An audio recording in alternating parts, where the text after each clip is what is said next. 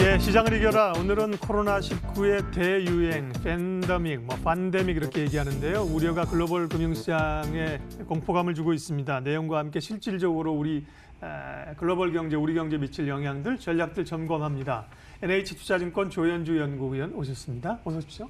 네, 안녕하세요. 미국이 너무 많이 하락했습니다. 미국도 이제 우려감들이 커지고 있는 상황이고요. 그러다 보니까 주요 경제기관들은 세계 경제 성장률 낮추고 있고, 어제 우리 한은도 성장률 전망치 낮췄고요. 실제 경제에 어느 정도 영향이 있을 것인가 추정은 어렵지만 그게 이제 가장 관심사입니다.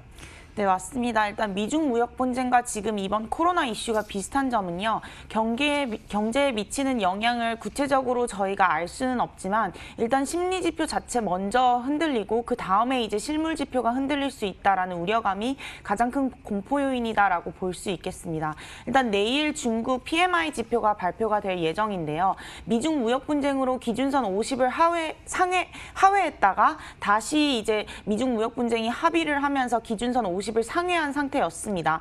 근데 코로나 이슈로 인해서 기준선 50은 당연히 내일 하회할 것으로 예상을 하고 있고요. 이제 예상치보다 얼마만큼 더 하회하는지 여부에 따라서 시장의 흔들림이 좀 더 클 수 있다라고 판단을 하고 있습니다. 그리고 다음 주에는 미국과 유럽 PMI 지표가 예정이 되어 있기 때문에 이때에도 이제 기준선 50을 상회를 했었는데 아마 기준선 50을 다시 한번 하회하는 모습을 보일 것입니다. 그러면 공식적으로는 경기 수축 구간에 진입을 하는 것이고요. 그 이후에 한 2달 정도는 계속해서 50선 아래에서 머무르는 그런 경기 위축 상태를 보일 것이다라고 예상하고 있는 상황입니다. 네, 미국 얘기 조금 더 하겠습니다. 간밤에 보면 지난해 4분기 미국 경제 성장률이 발표됐는데 이 지표 자체는 나름 그렇게 나쁘지 않았는데 아무래도 이제 이 코로나 바이러스에 대한 충격 때문에 미국 증시가 이제 급락을 한 상황 아니겠습니까? 미 증시는 추세가 조금 훼손되는 분위기예요. 어떻게 판단하세요?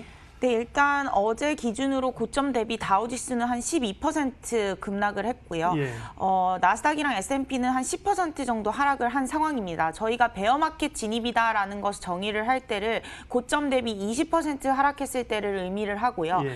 2018년 12월 페드가 금리 인상을 하면서 경기 침체 위기가 왔을 때 S&P 500이 고점 대비 21%까지 하락하면서 베어마켓에 진입을 했었습니다.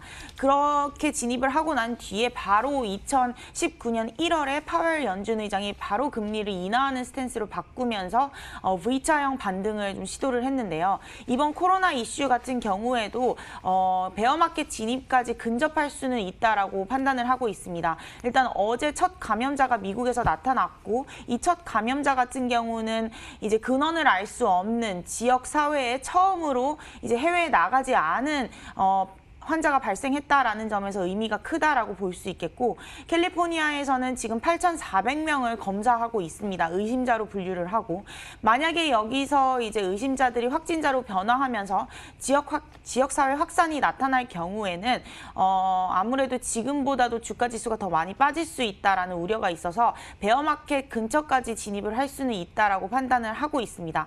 다만 베어마켓에 진입을 할 경우에는 연준이 구원투수로 나설 가능성이 굉장히 높기 때문에 그 이후에 더 큰 폭의 낙폭은 어렵다라고 생각을 하고 있고요. 오히려 그때까지 하락을 할 경우에는 매수 기회다라고 저희는 판단을 하고 있습니다. 연준 얘기를 하셨는데요. 지금 이제 특별히 글로벌 금융시장, 미국의 투자자들은 다 눈이 연준에 쏠려 있죠. 예, 백악관보다도 이 방역 당국보다도 연준이 그러면 이런 위기에서 과연 카드를 쓸 것이냐, 어떤 카드를 꺼낼 수 있을 것이냐를 주목하고 있는 건데요. 예. 어떤 게 있을까요? 예. 네, 애초에 연준이 이제 작년 말부터 올해까지 단기 채권을 매입을 하고 있는데 네. 이 단기 채권 매입의 목표는 원래는 레포 시장 금리 안정화였습니다. 근데 이제는 이 단기 채권 매입이 레포 시장 금리 안정화보다 주가 안정화로 바뀔 가능성이 높죠. 그러니까 결국에는 원래는 1분기에 끝나야 되는 단기 채권 매입이 이제 4월 30일 날 연장이 될지 여부가 결정이 되는데 지금 코로나 이슈로 인해서 PMI 기준선이 50을 뚫고 내려가거나 주가 지수가 계속해서 베어마켓 근처로 하락을 하게 될 경우에는 이 단기 채권 매입을 연장할 가능성이 굉장히 높다라고 생각을 하고 있고요. 또한 금리 인하 같은 경우에도 원래는 저희가 빠르면 6월 달로 생각을 했었는데 오히려 4월이라든가 뭐 늦어도 또 6월에는 금리 인하 카드를 꺼내들 수는 있다라고 생각을 하고 있습니다. 3월 FOMC에서 당장 금리 인하할 가능성은 좀 적고 지금 현재 미국의 확진자 수는 60명 정도밖에 안 되기 때문에 지금 당장 팬데믹이다라고 보기는 어려우나 만약에 1,000명, 2,000명으로 늘어날 경우에는 연준이 4월이나 6월 달에 금리 인하 그리고 단기 채권 매입 연장 그런 카드를 꺼내들 가능성은 굉장히 높다라고 판단하고 있습니다. 예, 그게 이제 하락의 일정 부분의 저지선이 될 수 있다는 말씀은 앞서 질문에서 답변을 해주셨고요.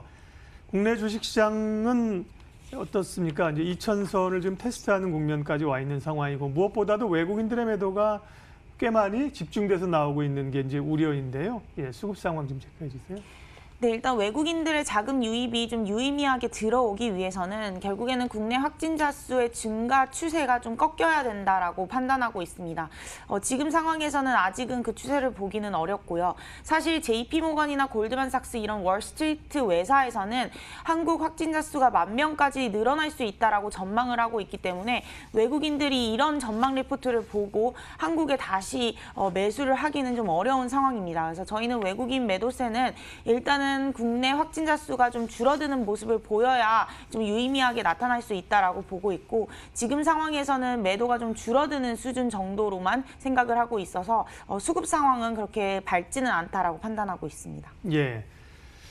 지수 전망과 전략 좀 마무리하겠습니다. 당장 이제 이번 주 지나면 다음 주부터 3월입니다. 예. 이제 3월은 사실은 보면 당장은 지금 우리가 이제 코로나에 발목 잡혀 있지만 대략 한 3월 말 정도면 그리고 그때쯤 끝나줘야 이게 좀 다시 정상 궤도로 돌아올 수 있다는 그 생각들이잖아요. 대응 전략은. 네, 일단은 한은에서 기준금리를 이번에는 동결을 네. 했지만 시간 문제인 것 같고요. 그럼 결국에는 금리 인하 카드를 꺼내드는 부분 그리고 추경이 또 예정이 되어 있기 때문에 지금 코로나 이슈로 인해서 소비가 굉장히 많이 내수가 굉장히 많이 위축되어 있는 상황이지만 정책 카드에 대한 효과가 한 3개월 정도 있다라는 부분을 봤을 때는 1분기를 저점으로 2분기부터는 좀 나아질 수 있다라고 판단을 할 수 있겠습니다. 근데 지금 당장 이제 매수를 잡기에는 아직 확진자 수가 좀 줄어드는 모습이 없기 때문에 지금 당장은 좀 관망 심리가 우세할 것으로 좀 판단을 하고 있고요.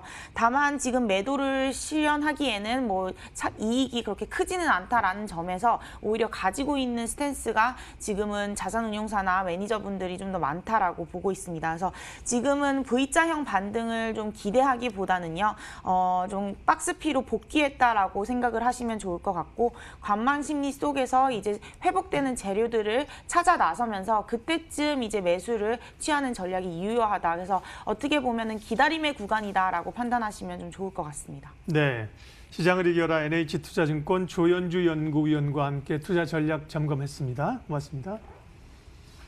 예, 출발 마켓은 오늘 순서 여기까지 하겠습니다. 오늘 금요일임에도 불구하고 남은 시간까지의 변동성이 체크를 해야 될 그런 흐름들입니다. 금요일 잘 대응하십시오. 또 어려울 때일수록 현명한 투자자가 되도록 생각도 많이 하시고 또 점검하십시오. 함께해 주셔서 고맙습니다.